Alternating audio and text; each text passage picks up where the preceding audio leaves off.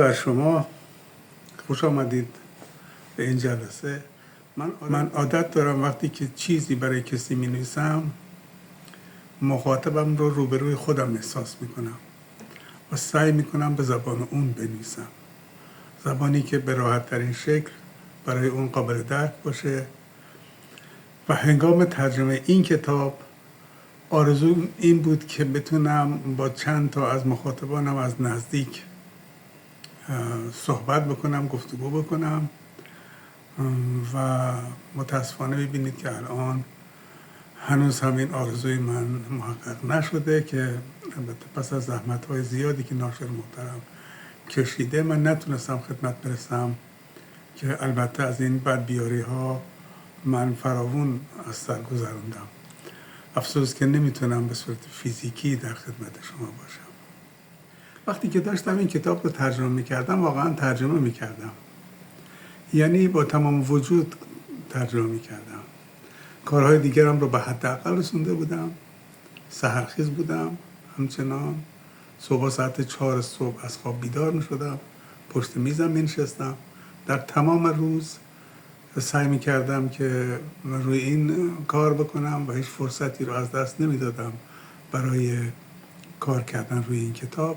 و شب هم در حالی که با واژه‌های همین کتاب کلنجار میرفتم و سر کله میزدم به خواب میرفتم. فکر میکنم این همون چیزیست که بعضی ها میگن عشق، نمیدونم. خلاصه بگم با این کتاب من زندگی کردم و هنوز هم البته این زندگی مشترک ادامه داره، به طوری که الان کتابی که باز میکنم با خواندن یک سطر از اون یا 2 سطر از اون تداعی میشه برام اون رویدادها، اون حرفها، اون گفتگوهایی که در اون زمان ترجمه این قسمت برای من گذشته. یعنی در واقع میتونم بگم که این کتاب برای من مثل بقیه کارها هم سنگ صبوره، هم مموری اکسترنال. یعنی هم این که همزمان با این کار هرچی من شنیدم، هر احساسی داشتم توی این کلمات ضبط شده و هم به صورت یک مموری هست. یعنی وقتی من این پاراگراف رو میخونم یادم میاد که اون روزی که من داشتم این رو از شود که کار میکردم چه اتفاقی افتاد، کی چی گفت، اینا رو یادم هست. خب این کار ترجمه این کتاب رو من از 28 آبان 1401 شروع کردم و این کار رو تا 2 خرداد 1402 ادامه دادم. بعد ترجمه رو فرستادم به ناشر محترم و ناشر هم حدود فکر کنم 1.5 سال بعد همون موقع البته کار آماده سازی رو شروع کرد و 1 سال و خورده ای بعد کتاب رو منتشر کرد در زمستان. خب حتما شنیدید که میگن تا گوساله گاو شود دل صاحبش آب شود. ما هم بی‌صبرانه منتظر رونمایی و انتشار این کتاب بودیم. خب حالا چی شد که من این کتاب رو برای ترجمه انتخاب کردم؟ داستان داره. کار از یه لطیفه شروع شد. من قبلا چند تا مطلب در جاهای مختلف منتشر کرده بودم، از جمله در نشریه رشد آموزش زیست‌شناسی که مخصوص معلمان زیست‌شناسی است. یه باری که از دوستان و همکاران اومد پیشم و گفت که شنیدی اون راننده اتوبوسی که داشت شب رانندگی میکرد؟ یکی از مسافرها دور برش رو نگاه کرد، بلند شد و رفت پیش راننده، گفت آقای راننده تو داری برای کی رانندگی میکنی؟ اینا همه خوابن. خندیدم، گفتم خب منظورت چیه؟ گفت که من در جمع 200 نفری معلمان زیست‌شناسی بودم، از این مال چند سال پیشه ها، الان اینطور نیست. در جمع 200 نفری بودم، پرسیدم چند نفر از شما کریسپر رو میشناسه و اسمش شنیده؟ 1-2 نفر دست بالا کردن. گفتم پس منظورت اینه که من دیگه درباره کریسپر ننویسم و قطع امید بکنم؟ گفت نه، برعکس منظورم اینه که بنویس، بیشتر بنویس. گفتم چشم. بعدش اتفاقا یکی از ناشران محترم یک کتابی رو که عنوانش هم هست کریسپر برای کودکان و نوجوانان، البته بیشتر برای نوجوانان بود، به من سفارش ترجمه داد، گفت میتونی رو ترجمه کنی؟ گفتم از خدا میخوام، چشم. گرفتم و ترجمهش رو در مدت کوتاهی انجام دادم و ارسال کردم که متاسفانه الان 2-3 ساله که اون ناشر این رو چاپ نکرده و احتمالاً چاپ نخواهد کرد. به همین علت دیگه باید بگیرم دوباره دستی به سر و روش بکشم و بدم ناشر دیگه ای چاپش بکنه.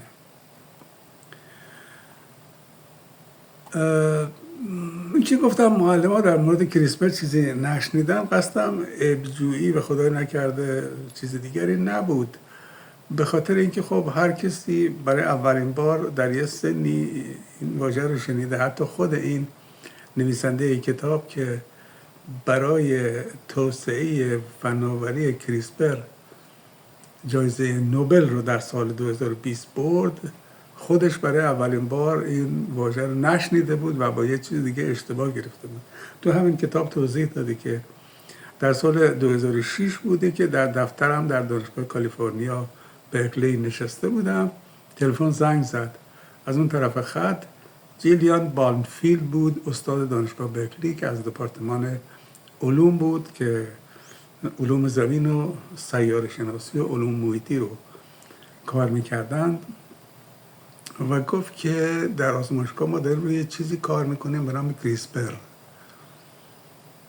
و خب همونجور که گفت کریسپر دیگه نه هجیش کرد و نه توضیح داد و گفت که من میخوام از همکاری شما توی آزمایشگاه شما استفاده بکنم و روی این کریسپر کار بکنم. میگه من فکر کردم منظورش کریسپر به معنی ترده شکننده، میگن این چیز کریسپیه اینه، و فکر میکردم ایشون داره از من میخواد که روی قسمت‌های شکننده مثلا RNA کار بکنه و بنابراین بعدن که اومد توضیح داد و من متعجب شدم که چطور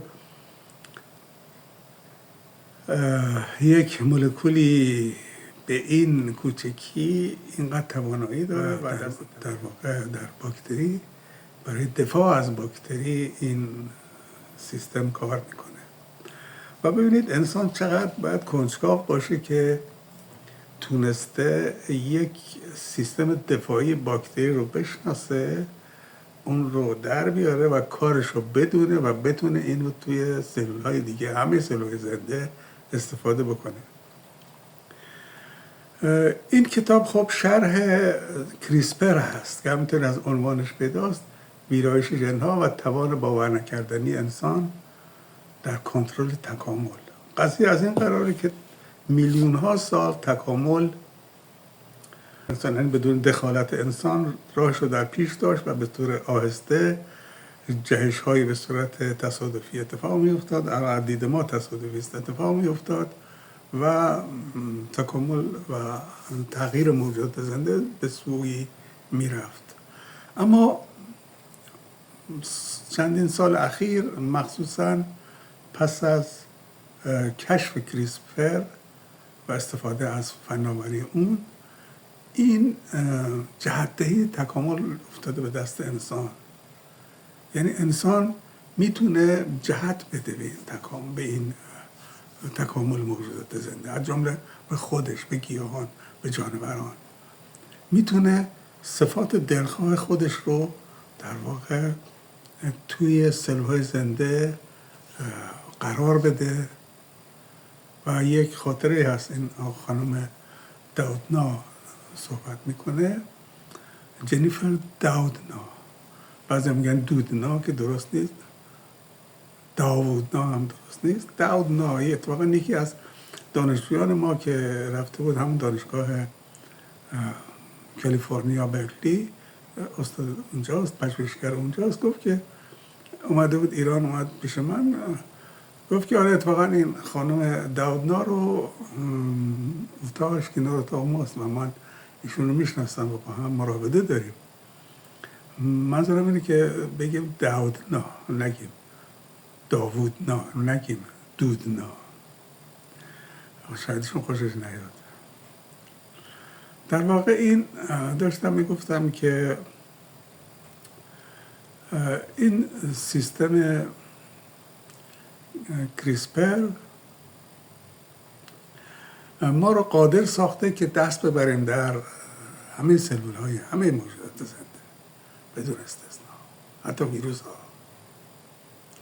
و این توانایی بسیار بزرگی است که یکی از متفکرین معاصر ما میگه انسان یک توانایی خداگونه‌ای پیدا کرده، میتونه وقتی که دست ببره توی ژن‌ها جهت بده به تکامل، کارهای بسیار عجیبی انجام بده که نتیجه بسیار از اینها معلوم نیست، ممکنه مخرب باشه.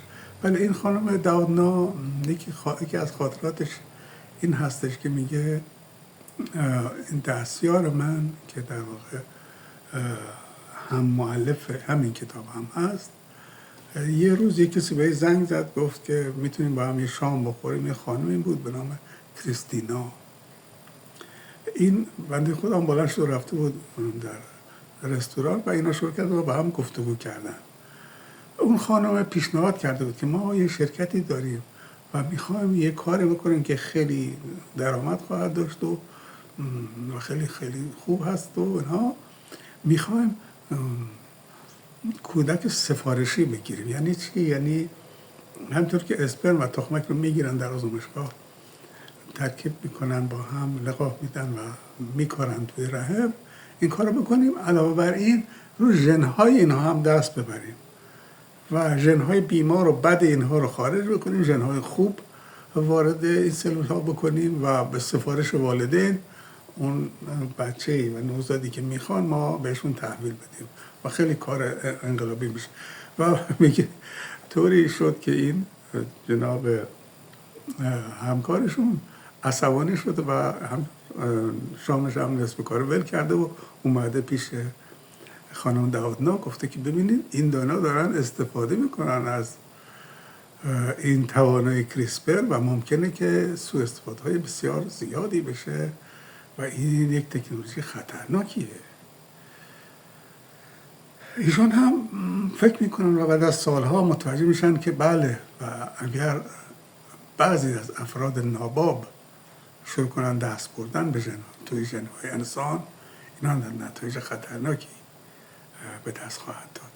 بنابراین این کتاب رو برای این نوشته که بگه که این تکنولوژی خطرناکه، این تکنولوژی بسیار تواناست و مسیر تکامل رو تغییر میده. آینده مبهمی ما داریم با این تکنولوژی، نباید یه کاری کنیم دست همه کس بیفته و خب این در واقع طرح مسئله است. راه حلش هم هنوز واقعا نمیدونن چجوری میتونن این رو کنترل بکنن که این دست افراد ناباب نیفته و سوء استفاده ازش نکنن. به طور کلی پیشنهادش اینه که بیایم روی سلول های زایشی، روی جرم لاین ممنوع بکنیم و نذاریم کسی روی سلول های زایشی انسان مخصوصا دست ببره. البته بعضی از کارهای زیرزمینی داره میشه و شده، از جمله اون چیزی که در چین بود و بسیار سر و صدا به پا کرد. در حال این کتابی است که شرح توسعه کریسپر هست از زبان یک محقق بیوشیمیدان برای کسایی که میخوان کارهای پژوهشی رو شروع بکنن. بسیار خوب، آموزنده است. راههایی رو که ایشون رفته همه رو با دقت توضیح میده، نظرات خودش رو توضیح میده، تاریخچه کارهای خودش رو توضیح میده، در مورد خطرات کارهای علمی توضیح میده. اولین صفحهش نوشته که یک نقل قولی است از امرسون معروف که میگه علم نمیداند که به تخیل بدهکار است. منظور این است که کارهای علمی باید همراه با تخیل باشه و بدون تخیل کار کردن در آزمایشگاه‌ها کار به جا نمیرسه. امیدوارم که این کتاب مفیدی باشه برای پژوهشگران جوان، برای کسانی که میخوان آینده درخشانی در علم داشته باشن، علم ورزی بکنن، حالا یا مسیر ترویج علم رو دنبال بکنن یا خودشون برن و کارهای پژوهشی انجام بدن، کتاب مفیدی باشه. ما بسیار خوشحال خواهیم شد اگر نظرهای شما رو به هر طریق ممکن بشنویم و از اونها استفاده بکنیم. درود بر همه شما.